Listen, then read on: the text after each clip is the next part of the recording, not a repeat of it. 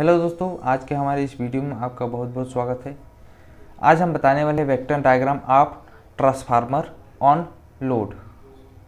यानी कि जब लोड हम ट्रांसफार्मर पर देते हैं, लोड जब हम यहाँ जोड़ते हैं तब हम ट्रांसफार्मर का वेक्टर डायग्राम इसमें हम बताएंगे आपको।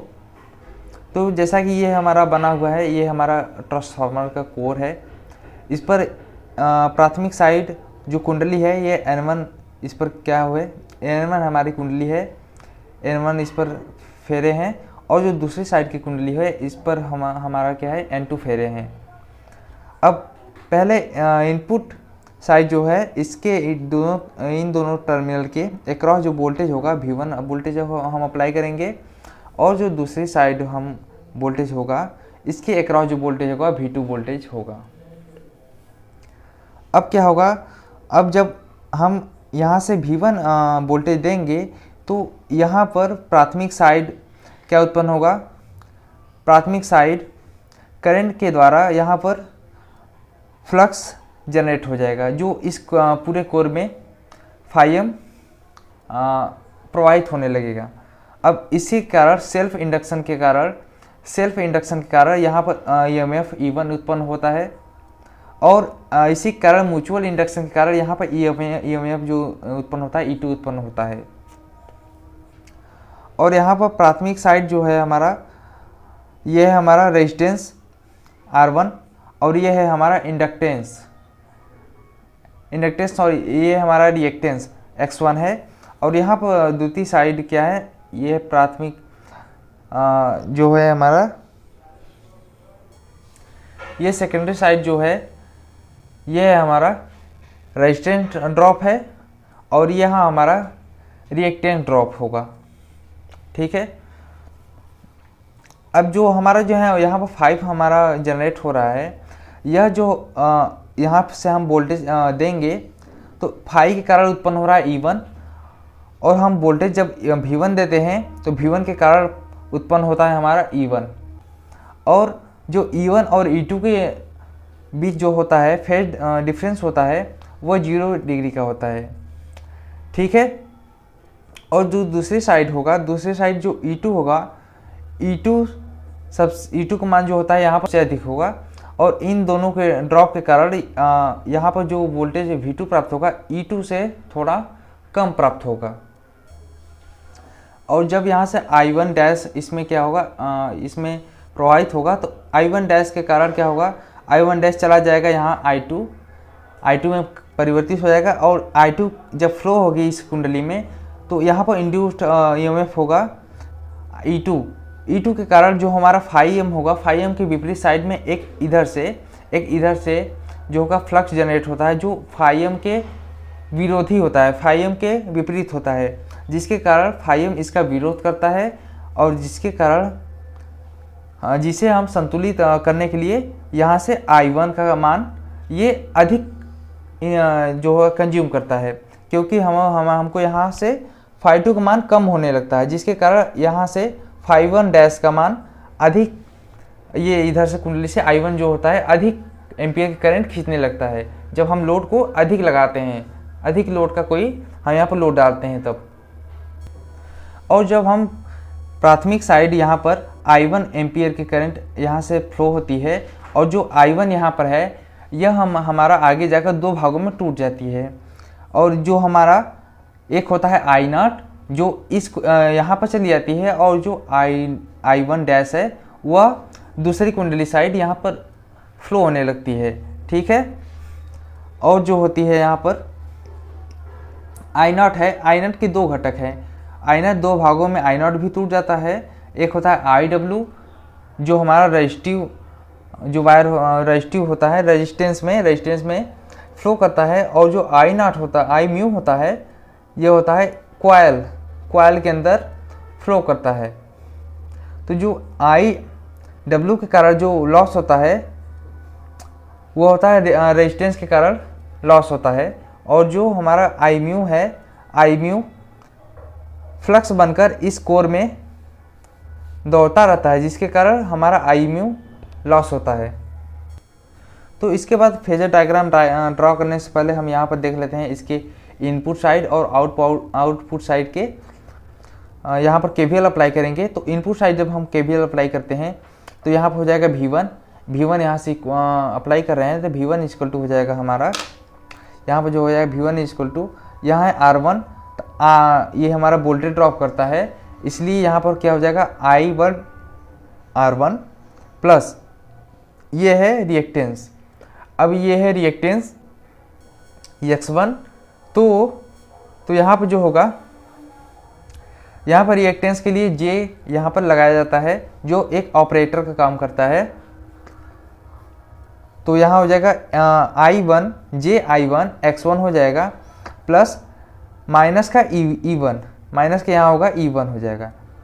माइनस की E1 क्यों होगा, क्योंकि ये जब हमारा E1 होता है, जो अप्लाई हम वोल्टेज कहते हैं उसके ठीक विपरीत दिशा में होता है, क्योंकि इनके और इनके बीच जो एंगल बनता है वो 180 डिग्री का एंगल बनता है। अब जो सेकेंडरी साइड हम KVL अप्लाई करते हैं तो क्या होता है, E2 का मान सबसे अधिक होगा, तो E2 से लेकर स्टार्ट करते हैं तो E2 बराबर हो जाएगा, E2 हमारा कहाँ ड्रॉप हो रहा है, E2 हमारा I2 R2 यहाँ पर ड्रॉप हो रहा है, और दूसरा हमारा ड्रॉप हो रहा है यहाँ पर, एक यहाँ पर ड्रॉप हो रहा है, एक हमारा कोयल पर जो हमारा है रिएक्टेंस, यहाँ पर हमारा ये ड्रॉप होता है। तो रिएक्टेंस के लिए लगता है J जो हमारा ऑपरेटर होता है, तो यहाँ पर JI2 X2 हो जाएगा प्लस V2 जो हमारा लोड यहाँ पर होगा, लोड भी हमारा क्या होगा वोल्टेज ड्रॉप करेगा, तो हो जाएगा यहाँ पर V2। तो ये हमारा सेकेंड इक्वेशन है जो KVL द्वारा प्राप्त हुआ है। अब इसी के सहायता से, इसी दोनों इक्वेशन की सहायता से हम क्या करेंगे, हम फेजर डायग्राम को, इसके वेक्टर डायग्राम को ड्रॉ करेंगे। तो ड्रा करने से पहले, इससे पहले मैं यह बता दूं, जो हमारा ये हमारा फ्लक्स होता है वह एक समान वोल्टेज एवं समान फ्रिक्वेंसी पर जो हमारा ये फ्लक्स फाइम होता है यह कांस्टेंट होता है। तो जो इसमें ये हम सबसे पहले इंडक्टिव लोड को लेकर यहाँ पर फेजर डायग्राम को ड्रॉ करने वाले हैं। तो इसमें हम जो हमारा फाइम होता है, फाइम कांस्टेंट होता है, इसलिए सबसे पहले हम यहाँ पर फाइम को ड्रॉ कर लेंगे। कुछ इस प्रकार हम फाइम को यहाँ पर ड्रॉ कर लेंगे। अब देखेंगे, अब यहाँ से देखेंगे कि जो हमारा होता है, सबसे पहले ड्रॉ फ्लक्स फाइम, यहाँ से हम फाइम को ड्रॉ करेंगे। यहाँ पर हम सबसे पहले फाइम को ड्रॉ करेंगे। अब इसके बाद इंड्यूस्ड वोल्टेज E1 E2, इसको हम फाइम के द्वारा क्या होते हैं, फाई जो उत्पन्न होता है, फाई से क्या होते हैं, ये लैग करते हैं कितना डिग्री से, 90 डिग्री से। तो जो हमारा फाइम खींचे हुए हैं, तो कुछ फाइम से लैग करते हुए कुछ 90 डिग्री का कुछ इस प्रकार होगा हमारा E1, कुछ इस प्रकार हम यहाँ तक E1 तक खींच देंगे। ठीक है, ये हो गया हमारा E1। अब अगला नंबर क्या है, अगला नंबर यहाँ पर है ड्रा V1। तो V1 हमारा क्या कर रहा है, लीड कर रहा है फाइम से। तो फाइम में हमारा ये है, फाइम से कुछ लीड करेगा, तो यहाँ पर बनेगा, यहाँ पर हो जाएगा V1 डैश, यहाँ तक हो गया है हमारा V1 डैश। किसके बराबर होता है, माइनस का E1 के बराबर होता है, माइनस का E1 के बराबर हो जाएगा यहाँ पर। अब अगला नंबर है हमारा, अब हम लिए हैं इसके इंडक्टिव लोड के लिए। तो इंडक्टिव लोड में होता क्या है, इंडक्टिव लोड में जो हमारा वोल्टेज V2 होता है, वह V2 जो हमारा E1 होता है, E2 होता है, यहाँ पर E2 भी होगा, E2 होगा, E2 से करता है हमारा, लीड करता है कौन, V2 हमारा E1 से लीड करेगा। तो कुछ इस प्रकार हम V2 को ड्रॉ कर देंगे। तो ये हमारा हो गया V2, ये हो गया हमारा V2 जो लीड कर रहा है किससे, E2 से। अब जो करंट होता है I2 होता है, करंट जो I2 होगा वह I2 इस V2 से क्या करता है, इंडक्टिव कॉइल में V2 से भी करंट क्या पीछे होती है, कितनी 90 डिग्री होती है। लेकिन यहाँ पर हम 90 डिग्री नहीं करेंगे क्योंकि हमारा ये लोड होता है, ये लोड कई प्रकार के होते हैं, जिसमें हमारा इंडक्टिव लोड भी आ जाता है, कैपेसिटिव लोड हो जाता है, जिसके कारण ये 90 डिग्री ना होकर 90 डिग्री से कम या उसके बराबर भी हो सकता है। तो ये हो गया हमारा I2 हो गया। ये भी क्या होगा, इस V2 से लैग करता है। ये हो गया हमारा I2। ठीक है, ये बन गया हमारा I2। अब क्या होगा, अब जो हमारा इस यहाँ से हम देखेंगे, जो हमारा E2 है इसमें ड्रॉप कौन से हो रहे हैं। एक तो हमारा हो रहा है रेजिस्टेंस के कारण I2 R2 ड्रॉप हो रहा है। तो यहाँ पर I2 R2 ड्रॉप हो रहा है। तो I2 R2 क्या है, हमारा वोल्टेज है। तो वोल्टेज वाली लाइन हमारे ये है, ये हमारी वोल्टेज वाली लाइन है। तो वोल्टेज वाली ये है हमारा I2 किस में जा रहा है, रेजिस्टेंस में जा रहा है। तो I2 जा रहा है रेजिस्टेंस में। तो I2 के कारण I2 जो होता है रेजिस्टेंस के लिए क्या होता है, रेजिस्टेंस में जो होता है I2 के फेज में ही हमारा होता है V2। जो हमारा वोल्टेज होगा यहाँ वोल्टेज ड्रॉप होगा रेजिस्टेंस के कारण। इसमें जो हमारा वोल्टेज ड्रॉप होगा रेजिस्टेंस के कारण, इसमें I2 फ्लो होगा।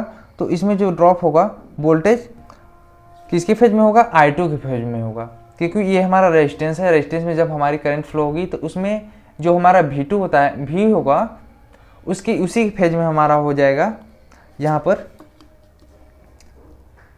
I1 I2 R2। ये हो गया हमारा I2 R2। इसी के फेज में, जैसे ये हमारा I2 है, इसी के फेज में यहाँ पर हो जाएगा I1 I2 R, जो हो जाएगा I2 R2। यहाँ तक ठीक है। अब बात आती है JI2X2। अब JI2X2 क्या है, रिएक्टेंस है। अब रिएक्टेंस में जो होता है, तो रिएक्टेंस में जो हमारी करंट होती है I2 होगी, वो क्या करेगी, लीड करेगी। करंट होगी I2 लीड करेगी। अब लीड करेगी तो कुछ इस प्रकार से हम यहाँ पर इसे ड्रॉ करेंगे। तो इसे यहाँ पर ना ड्रा करके इस वोल्टेज में हम इसे जोड़ देंगे, ठीक इसके लंबवत। तो यहाँ पर हो गया हमारा JI2X2। और जब जहाँ पर ये हमारा कट करेगा इस लाइन को, वही हमारा हो जाएगा E2। यहाँ तक हो गया।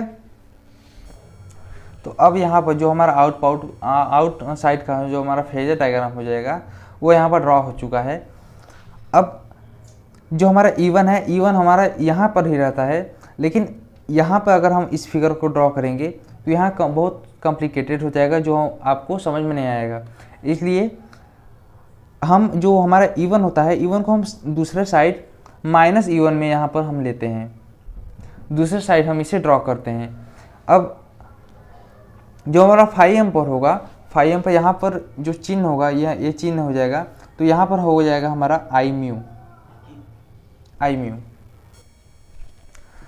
यहाँ जो I म्यू है वो 5 एम के फेज में ही रहेगा, क्योंकि हमारा जो I म्यू जो लॉस हो रहा है, हमारा I0 की दो घटक है, एक IW और I म्यू। जो I म्यू है उसी के कारण इस कोर में क्या उत्पन्न हो जा रहा है, फ्लक्स जनरेट हो रहा है। तो I म्यू जो रहेगा वह 5 एम के फेज में ही रहेगा, यहाँ पर ही रहेगा। और जो 5 एम से लीड करता है IW जो होता है, यहाँ पर 5 एम से 90 डिग्री लीड करता है, कौन, IW। यहाँ पर हो जाएगा IW। अब इसे हम इस प्रकार बढ़ाएंगे, कुछ इस प्रकार बढ़ाएंगे, तो इसका जो रिजल्टेंट होगा वो हो जाएगा I0। ये रिजल्टेंट हो जाएगा यहाँ पर। कुछ इस प्रकार से इसे बढ़ाएंगे, इसे मिलाने पर, इसे जहाँ कट करेंगे दोनों, वहाँ पर हम कुछ इस प्रकार से मिला देंगे। ये हमारा बन जाएगा I0। ये हो गया हमारा I0। अब बात करते हैं I0 के बारे में। तो जो हम I2 है, किसके कारण यहाँ पर I2 जनरेट हो रहा है, वह I1 डैश के द्वारा। जब हम I1 डैश, क्योंकि हमारा जो I1 हम यहाँ इनपुट दे रहे हैं, यहाँ इनपुट I1 करंट फ्लो हो रही है, जो हमारा दो भागों में बट रही है, एक I1 डैश में, एक I0 में। तो जो I1 है, I1 डैश के कारण I2 उत्पन्न हो रही है। तो जो I1 डैश होगा इसके ठीक विपरीत दिशा में होगा, यानी कि हमारा जो I2 यहाँ है, तो जो हमारा I1 डैश हो जाएगा उसे हम विपरीत दिशा में इसको इस प्रकार हम सेम, यानी कि दोनों हमारे क्या होंगे, बराबर ही होंगे, इसके विपरीत दिशा में इस प्रकार ड्रॉ कर देंगे। ये हो गया हमारा I1 डैश, ये हो गया हमारा I1 डैश। और यहाँ से हम खींचेंगे इसके पैरेलल में कुछ इस प्रकार से, और यहाँ से खींचेंगे इसके पैरेलल में कुछ इस प्रकार से खींच देंगे। और जहाँ पे ये दोनों कट करते हैं उसे हम मूल बिंदु से यहाँ से मिला देंगे। जैसे हम मिलाएंगे तो ये हमारा बन गया हमारा I1, ये बन गया हमारा I1, ये बन गया हमारा I1 जो हम यहाँ पर इनपुट दे रहे हैं। अब यहाँ से जो हमारा इनपुट साइड का ये हमने KVL लगाकर समीकरण लगाया आया था, अब इसमें हमारा जो ड्रॉप हो रहा है I1 R1 पहला ड्रॉप हो रहा है।